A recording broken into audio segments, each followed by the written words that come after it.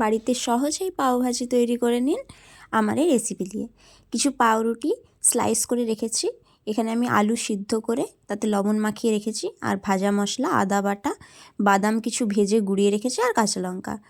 কড়াতে আমি সরষের তেল দিলাম অল্প করে একটু, তারপরে এর মধ্যে আদা বাটার যেটা রেখেছিলাম সেটা দিলাম, তারপর একটু নাড়াচাড়া করে পরে সেদ্ধ করা যে আলুটা আমি নুন মাখিয়ে রেখেছিলাম সেটা দিয়ে দিলাম।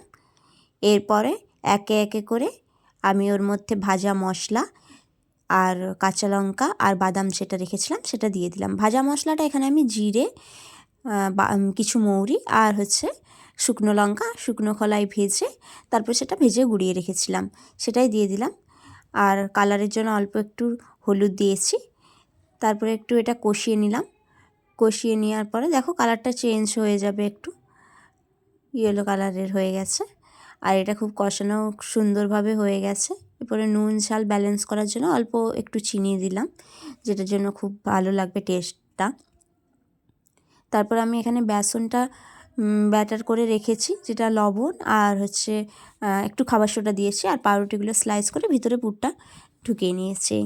তারপরে কড়াতে তেল দিলাম, আর বেসনের ব্যাটারটাতে পাউরুটিগুলো ডিপ করে সেগুলো ভেজে নিলাম।